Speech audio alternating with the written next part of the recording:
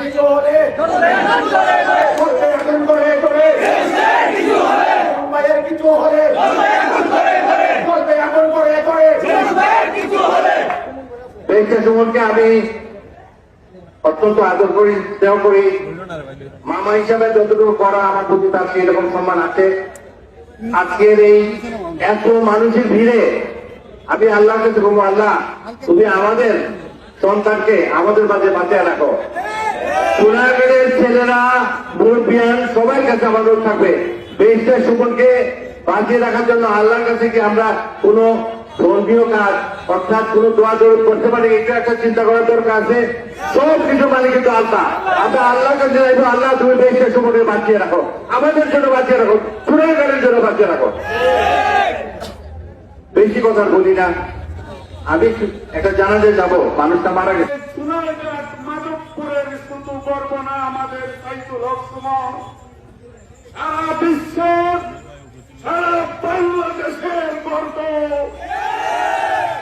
আজকে যে ষড়যন্ত্র চলছে, যে ষড়যন্ত্র করে আমাদের এই সোনারগাঁয়ের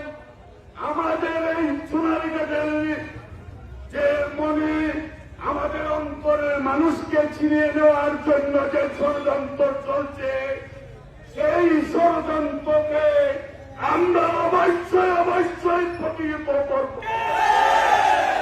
একটা কথা বলতে চাই, আজকে পুলিশ প্রশাসন তাদেরকে বলতে চাই, আপনারা বিবৃতি দেন, আপনারা এই পর্যন্ত কি করছেন আমাদেরকে জানার ব্যবস্থা করেন।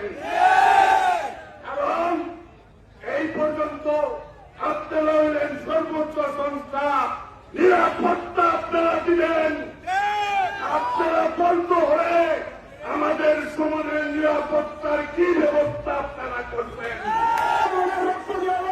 আমরা বেরিস্টার সুমনকে বাঁচাবো, এটা আমরা বিশ্বাস করি। সম্মানিত উপস্থিতি, আপনারা জানেন এই বেরিস্টার সুমনকে আপনারা আজকে কোনোভাবে ব্যস্ত হয়ে যাচ্ছে।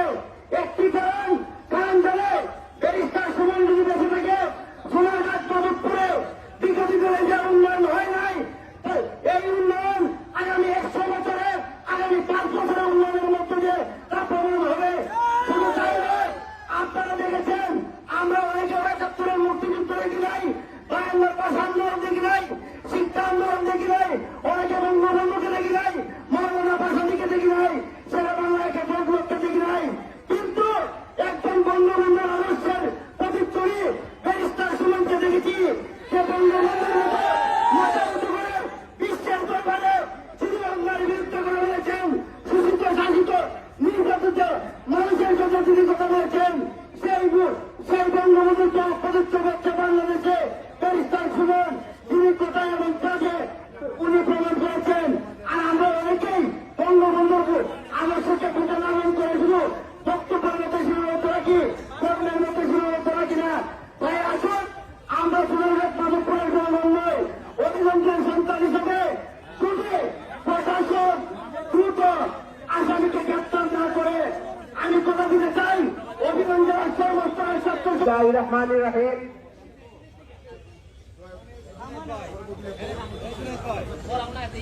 বেরিস্টার সুমন ভাই, উনি শুধু সোনারগাঁয়ের সম্পদ নয়, উনি দেশের সম্পদ, দেশের সম্পদ।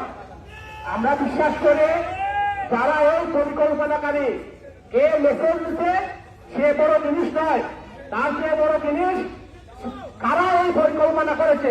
যারা এই পরিকল্পনা করেছে তাদেরকে অচিরেই আইনের আওতায় এনে শাস্তি দিতে হবে। অন্যথায় আমরা কঠোর কর্মসূচি গ্রহণ করব।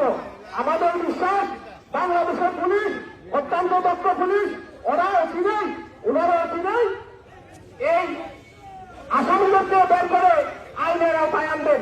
এবং আমাদের একটা দাবি, বেরিস্টার সুমন বাংলাদেশের সম্পদ, উনারা রক্ষা করার জন্য সরকারিভাবে, রাষ্ট্রীয়ভাবে উনার প্রতিকূলের ব্যবস্থা করার জন্য আমি সবাইকে আজকে শেষ পর্যন্ত দেখে এই প্রোগ্রামকে সফল সার্থক করার জন্য অনুরোধ জানিয়ে আমি আমার বক্তব্য শেষ করলাম। জয় বাংলা, জয় বঙ্গবন্ধু। ইতিমধ্যে কিন্তু হিসাবে আপনাদেরকে অনেক বেশি ধন্যবাদ, কৃতজ্ঞ